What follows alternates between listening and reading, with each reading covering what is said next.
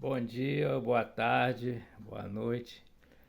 Estou fazendo esse vídeo para o canal Diálogos Interdisciplinares para tratar de um assunto que diz respeito à minha linha de investigação na filosofia da consciência, que recebeu o nome, né, a teoria que eu desenvolvi foi dado o nome de monismo de triplo aspecto. Eu estou fazendo esse vídeo para discutir uns problemas do monismo de duplo aspecto e então mostrar como que a partir da resolução desses problemas do monismo de duplo aspecto a gente transita para o monismo de triplo aspecto. O monismo de duplo aspecto, formulado por exemplo pelo Max Velmas, ele faz referência a duas perspectivas da consciência, a perspectiva de primeira pessoa, que é a perspectiva do próprio sujeito, da própria pessoa que tem a experiência consciente, né?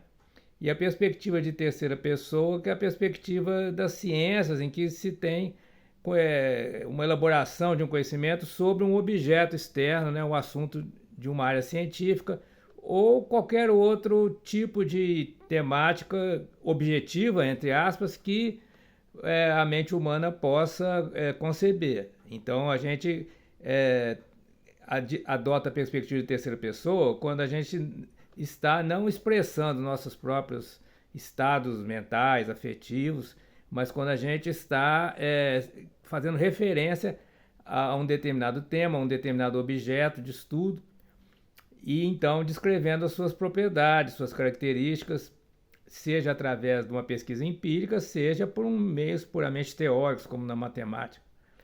Então a gente tem as duas perspectivas acontecendo nas mesmas pessoas, né, no mesmo ser. Quando nós estamos tendo uma experiência do mundo que é sempre de primeira pessoa, a gente está na perspectiva de primeira pessoa, e quando a gente está elaborando conhecimento a respeito de algo que é distinto de nós estamos na perspectiva da terceira pessoa, que é a perspectiva adotada nas ciências, e em todo discurso que se pretenda objetivo, né? Que se pretenda ser referente a um objeto distinto daquele ser que elabora o conhecimento, né? Então a gente pode dizer, quando a gente trata de uma realidade independente da mente, ou uma realidade que pode ter sido moldada a partir de conhecimentos, de processos mentais de alguém, mas a partir do momento que esse produto terminou, foi finalizado, então essa realidade deixa de depender da mente deste ou daquele indivíduo e pode ter então uma abordagem objetiva também, entre aspas, porque essa objetividade é construída, uma vez que a nossa experiência consciente ela sempre parte da perspectiva de primeira pessoa.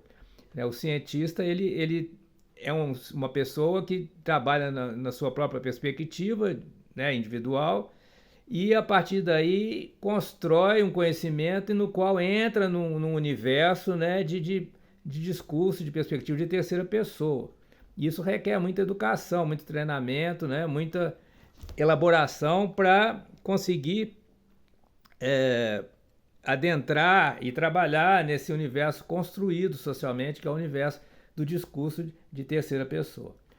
Então, o monismo de Max Velmas, ele se baseia nessa distinção, ou seja, por que é monismo? Porque a realidade é uma só, né? Não existe aquela separação, aquele dualismo entre o corpo e a mente. Não, o corpo e a mente, a realidade é psicofísica, ela é física e mental ao mesmo tempo. A realidade da pessoa, do sujeito, do conhecedor, do sujeito sentiente. O sujeito consciente, quem tem experiência consciente, ao mesmo tempo, ontologicamente falando, é um ser natural, né, que tem propriedades físicas, químicas, que passa por um processo evolutivo biológico, que tem interações sociais, etc, etc. E também é um ser que trabalha nesse universo da mente, né, que é o universo das ideias, dos conceitos, das disposições, né, hoje em dia a gente trabalha também com a teoria da informação, né, dos processos cognitivos, como né, de formação de memória, prestar atenção, né, você agir de modo intencional, de acordo com um plano, um projeto.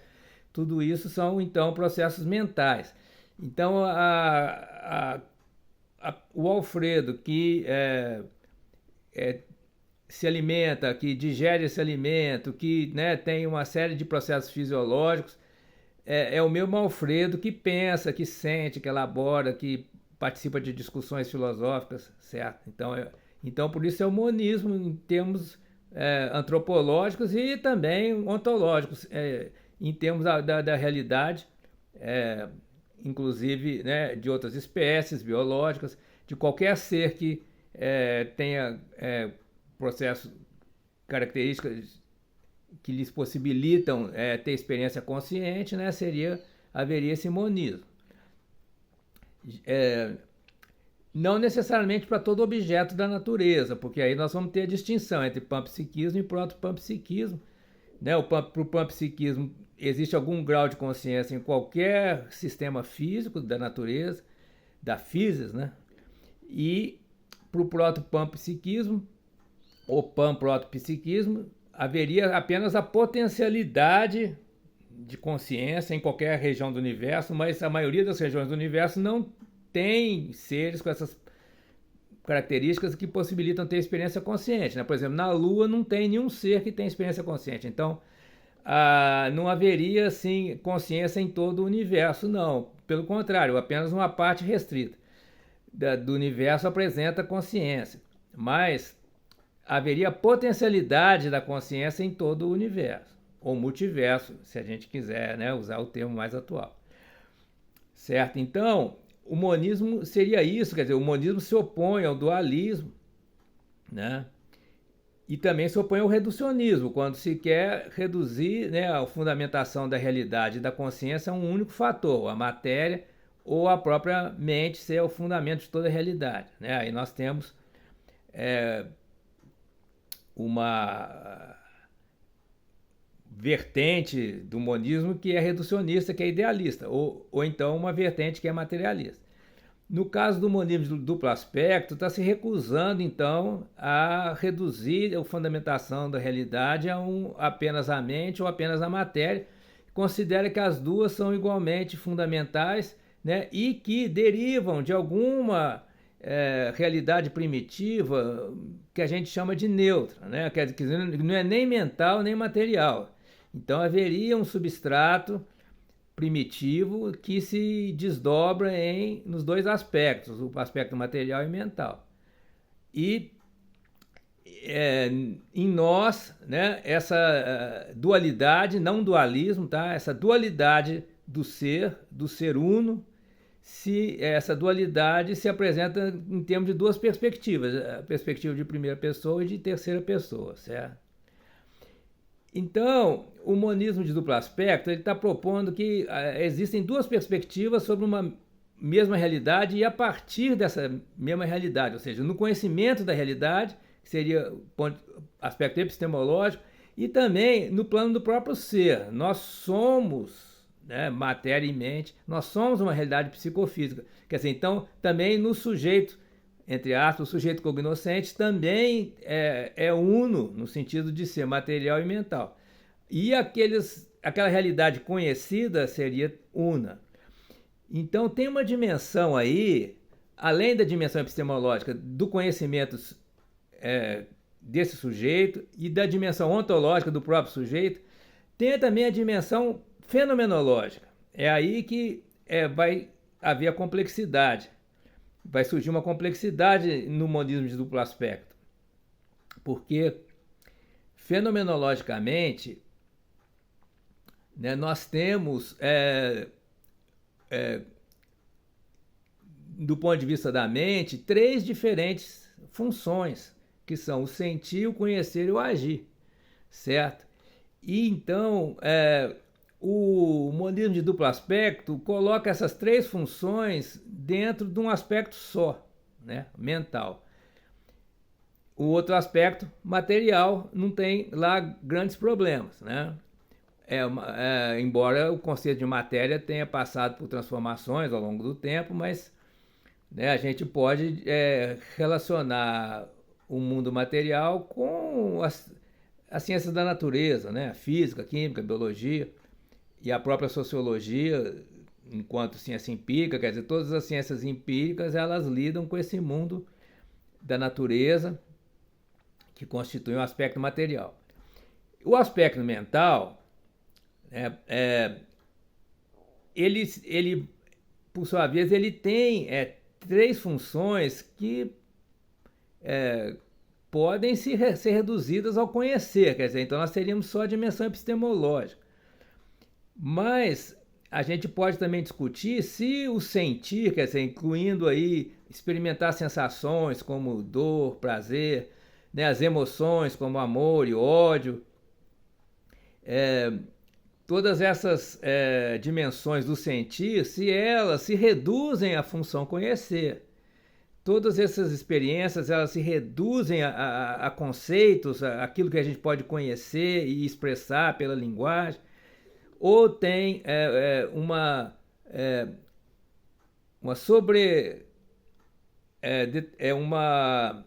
ultrapassagem, uma maior quantidade de estados afetivos, emocionais, além daquilo que pode ser conhecido e expressado por meio da linguagem, né? Então é uma questão que leva aí daí do monismo de duplo aspecto ao monismo de triplo aspecto, em que no monismo de triplo aspecto vai haver essa diferenciação entre o conhecer e o sentir, certo? O conhecer vai dizer respeito ao aspecto fundamental da realidade, que seria a informação, e o sentir vai dizer respeito a uma outra realidade, que seriam processos temporais, né, que constituem experiências vividas nossas, né, de sentir, e que não se reduzem podem ser relacionados ou até tratados do ponto de vista do conhecer, né? Por exemplo, quando a gente tenta descrever um tipo de dor que a gente está sentindo, um tipo de sensação agradável, mas isso é uma descrição sobre, né? A experiência em si não é linguística e não é cognitiva, é uma experiência do sentir, né? Que a gente hoje em dia está chamando de sentiência, né? O sentir. Quando então a gente trata do sentir, a gente teria um outro aspecto, isso numa abordagem fenomenológica, uma abordagem existencial. Do ponto de vista existencial, o sentir e o conhecer são diferentes. Mas, do ponto de vista epistemológico, eles podem ser reunidos. O sentir pode ser contido de uma forma indireta no conhecer, porque a gente pode falar sobre o sentimento, a gente pode conceber, né, o que é, por exemplo, ser feliz, né? A gente pode ter uma concepção do que é a felicidade, né? Embora você saber o que é felicidade não significa que você seja feliz, certo? Aí eu estou me referindo a essa impossibilidade de uma redução do sentir ao conhecer. Mas vamos voltar então aos problemas do monismo de duplo aspecto, tá? A versão que ficou mais famosa foi a do David Chalmers, que distinguiu entre monismo de substância, que ele adota, e dualismo de propriedade. Então, ao mesmo tempo, Chalmers entende que aquele ser que é consciente, ele é uno, ele é um só, do ponto de vista ontológico, que seria uma substância no sentido aristotélico. Isso até é compatível, né, com a ideia de substância aristotélica. A substância aristotélica é matéria e forma, né? E o ser cognoscente, o ser que tem experiência consciente, ele também tem um corpo, é material, e tem uma experiência fenomênica, né, como foi chamado, tem um espaço de atividades mentais que não é material, mas é o mesmo ser, certo? E isso foi combinado com o dualismo de propriedades, que eu acredito que foi um termo um pouco infeliz, porque propriedade é algo também do plano ontológico. Então a gente teria duas ontologias aparentemente conflitivas, né, numa mesma teoria. Quer dizer, a gente teria o monismo de substância e o dualismo de propriedade ao mesmo tempo. A não ser que se interprete esse dualismo de propriedade como sendo epistemológico ou fenomenológico. Aí, sim, faz mais sentido. Mas se a gente pensar a propriedade como algo ontológico, vai conflitar com o monismo substancial que é adotado, foi adotado pelo Chalmers. E tem um outro probleminha aí também, porque não tem nenhum, o conceito de substância de Aristóteles é cristalino, né? É válido, mas será que a consciência é uma substância? Né? Tem vários autores, inclusive eu, que argumentam que a consciência não é uma substância. A consciência é um processo que acontece em seres, em sistemas. Né? A gente atualmente até adota a ideia de sistema, não de substância. Certo? Então, nós temos determinados sistemas que podem ter experiência consciente, mas não são conscientes o tempo todo, nem são totalmente conscientes. Eles têm, né, também uma série de processos não conscientes nesses sistemas. Né? Então, ao longo do tempo, temos uma fase, digamos assim, né? Quando, por exemplo, a gente está acordado, a gente está consciente, ou quando a gente está sonhando, a gente está consciente, mas quando a gente está no sono de ondas lentas, a gente geralmente não está consciente e o sistema continua existindo. Né? Então, é complicado falar de uma substância consciente, porque dá a entender que seria, né, um sistema que está sempre consciente, né, ao passo em que a nossa experiência consciente é algo que acontece no tempo e é estruturada pelo tempo. Né? Então tem esse probleminha também de se usar o termo substância para consciência. E o outro problema que é pensar, né, que aquela dupla perspectiva de primeira e terceira pessoa seria relativa a propriedades do sistema, né, propriedades no sentido metafísico, ontológico, certo? Isso também é um pouco complicado. Né? Então eu acredito que isso aí não tem muita solução. A solução que seria, digamos assim, a mais fácil, aparentemente, seria aquela adotada pelos materialistas. Inclusive, eu já vi uma defesa dessa posição pelo Ned Block, que é um dos mais influentes filósofos aí na área da teoria da consciência, né? De que e a posição do Davidson também, do monismo anômalo, de certa maneira, né? A ideia é o seguinte: toda a realidade é material, mas quando a gente vai falar sobre a realidade, né, o discurso sobre a realidade, a gente usa a linguagem, então a gente cria uma segunda perspectiva. A gente cria a gente cria uma perspectiva, né? Porque a realidade em si, ela não tem uma perspectiva sobre ela mesma, a não ser que existisse o demônio de Laplace, né?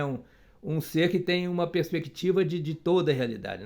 Mas isso, né, um materialista não vai assumir que realmente exista o demônio de Laplace, porque ele vai estar incorrendo num erro, né, de assumir uma entidade imaterial que, né, como um deus ou um demônio que tem onisciência. Né? Então, não existe um ser onisciente, certo? Então, toda perspectiva sobre a realidade ela vai ser sobreposta a essa realidade, né, por um sujeito cognoscente, no caso, por exemplo, uma pessoa humana, né, que é o caso que a gente conhece, né, um ser que faz teorias sobre a realidade. Ao fazer as teorias, nós temos então uma dualidade epistemológica, porque nós temos o próprio real, que é material, e temos um discurso sobre o real, né, que esse discurso pode variar, né, cada mente uma sentença, cada pessoa pode ter um discurso diferente. Então,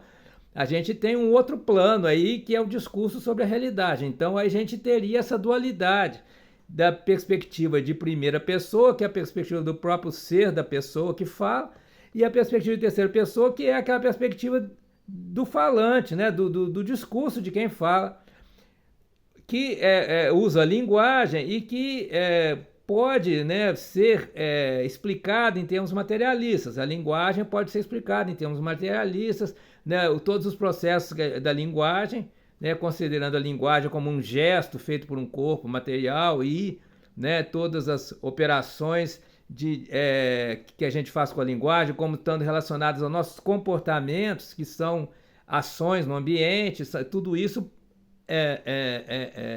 diz respeito a processos materiais. Então, a gente pode reconstituir essa dualidade epistemológica em termos materialistas, talvez materialismo não reducionista, mas de qualquer maneira materialista. Mas o problema aí, né, é que do ponto de vista fenomenológico, né, essa reconstrução, ela, em princípio, ela não se sustenta, né? Porque, né, vai dizer o fenomenólogo, a gente parte da própria consciência para descrever o que é o mundo natural, o mundo material, para fazer teorias da física, da matemática, da química, da biologia, etc. Né? Então, essa realidade em si, ela é construída a partir da nossa própria consciência, da nossa própria experiência consciente. Então, né, não vai ser possível fundamentar o mundo da consciência a partir da realidade física, porque a própria realidade física natural, ela é uma construção da consciência, né? É um argumento idealista, né? Que o monismo de duplo aspecto de Velmas, ele passa pela tangente disso aí, porque ele admite que ontologicamente nós temos, né, como aspectos fundamentais ambos os aspectos, né? O aspecto material e o aspecto mental. Então, discutir quem veio primeiro, o ovo ou a galinha, não faz sentido nenhum no monismo de duplo aspecto. Já é uma questão que já está resolvida. Agora, se a gente adota que a matéria é mais fundamental ou que a mente é mais fundamental, nós vamos ter que aquele problema praticamente insolúvel de tentar explicar como a matéria veio da mente ou como a mente se deriva da matéria, né? Já o monismo de duplo aspecto evita isso, colocando ambos os aspectos como fundamentais e cada perspectiva como sendo ancorada num aspecto desses, né? Que é um aspecto que se manifesta fenomenologicamente. Quer dizer, a base dessa distinção é fenomenológica, não epistemológica. Eu acho que aí é uma distinção importante entre a ancoragem epistemológica e a ancoragem fenomenológica. E é justamente por causa dessa ancoragem fenomenológica que o monismo de duplo aspecto acaba sendo insuficiente para dar conta do processo consciente, justamente porque ele vai fazer distinção entre o aspecto material e o mental, e no aspecto mental ele não vai distinguir entre o que diz respeito ao mundo da cognição e da informação, né, que são a informação que dá suporte aos processos cognitivos, né, que seria um aspecto fundamental da realidade também, não redutivo ao aspecto material, e as nossas experiências do sentir, né, que se expressam nas sensações, nos sentimentos, nas emoções. Então, é para dar conta dessa distinção que eu proponho o monismo de triplo aspecto. Porque o sentir também pode acontecer na perspectiva de primeira pessoa, né? Embora geralmente quando a gente vivencia o sentimento, ele é vivenciado de modo consciente, certo? Eu tomo isso como um axioma, mas pode ser discutido, tá? Mas essa primeira pessoa, quer dizer, o Alfredo, eu continuo tendo os mecanismos, os processos fisiológicos, né, todos os padrões de informação que geram sentimentos, eu continuo tendo em mim, de alguma maneira no meu corpo, esses padrões, mesmo quando eu não estou atualizando ou não estou tendo uma experiência de um sentimento, certo? Então, nesse momento, eu não estou com ódio de ninguém, eu estou zen, né? Eu amo tudo. Mas tá latente, né, no meu cérebro, no meu corpo, né, aqueles germes, né, da raiva, do ódio, dos sentimentos negativos que eu posso expressar a qualquer momento, ou atualizar a qualquer momento, dependendo do que acontecer na minha vida, certo? Então, a perspectiva de primeira pessoa, ela não é só relativa àquilo que está cognitivamente elaborado na minha consciência, né?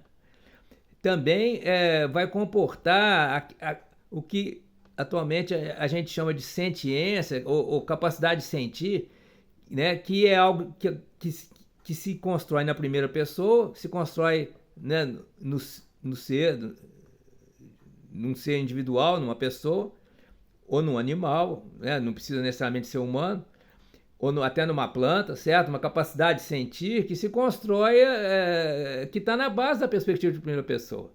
E isso se distingue do conhecer, que é quando, de um modo explícito, ou também tem um conhecimento implícito, né? Mas de qualquer maneira, o conhecer ele vai fenomenologicamente acontecer de um modo diferente do sentir. Né? O fato simplesmente de sentir não automaticamente gera um conhecimento. E o fato de conhecer não necessariamente vai gerar um determinado sentimento, embora muitas vezes estejam associados. Né? A gente, frente a um determinado evento, a gente tem uma atitude, um processo cognitivo e também uma atitude, um sentimento, um estado afetivo, né? Ligado a um evento que a gente presencia, né, na nossa vida. Mas não necessariamente, né, por exemplo, o fato de uma pessoa ter uma dor crônica, que essa dor crônica vá aumentando o seu conhecimento sobre a dor ou sobre o fator gerador da dor. Não, né? Infelizmente, né, quando você tem uma dor crônica, ela simplesmente é uma dor crônica, não vai aumentar o conhecimento sobre nada. Né? E também tem muitas situações em que as pessoas têm um conhecimento puramente representacional, né, representando algo sem sentir, sem estar ligado aos seus próprios sentimentos. É aquele conhecimento que pejorativamente muitas vezes fala conhecimento livresco, né? A pessoa conhece muitas teorias, mas isso tudo está descolado do seu próprio processo de vida, né? Existencial, dos seus sentimentos, das suas vontades. Né? Então se cria uma situação de uma certa dissociação entre o cognitivo e o afetivo. Né? Isso é muito comum, né? Por vários motivos, né? Às vezes motivos profissionais, né? Isso é muito comum na sociedade, certo? E o agir? Bem, eu entendo que o agir, né, do ponto de vista mental, ou seja, do ponto de vista das intenções, das motivações que levam ao agir, e também dos planos de ação, né, que a gente faz, e do monitoramento da ação, eu entendo que o agir em relação à mente, ele possa sim ser reduzido ao sentir e ao conhecer. Né? Porque o que vai além disso é processo mecânico, né? de ativação de músculos e etc, etc. Né? Mas o significado do agir ele vai estar ligado à cognição e ao sentir. Certo? Então, aí nós temos o monismo de triplo aspecto, com essa distinção entre o fundamento do conhecer, que seria a informação, e o fundamento do sentir, que seria uma espécie de processo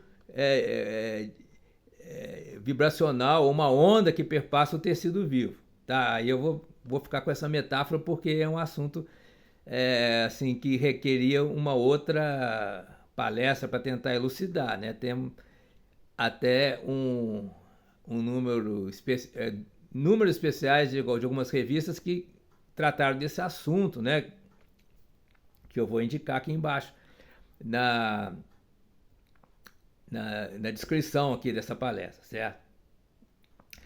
Mas então o monismo de triplo aspecto, né, entende que a realidade é una, é uma realidade só, que ela tem três aspectos fundamentais: material, que diz respeito ao nosso corpo físico, químico, biológico; informacional, que diz respeito àqueles padrões de informação com os quais a gente constrói o nosso conhecimento. Né? Então a informação ela está ligada à cognição. E a cognição ela se subdivide em várias subfunções, né? Como atenção, memória, né? Planejamento, avaliação, né? se convém ou não fazer uma certa ação em determinado ambiente, etc. E o sentir, o sentimento, que aí nós temos desde os... Quer dizer, temos tudo aquilo para o que a gente usa a palavra sentir. Então eu sinto o cheiro de uma flor, eu sinto o sabor de uma comida, né, eu me sinto triste ou me sinto alegre. Então nós temos aí desde as sensações básicas até as emoções sociais, né, que dizem respeito às relações nossas na sociedade. Então nós temos esses três aspectos que não se reduzem uns aos outros, né?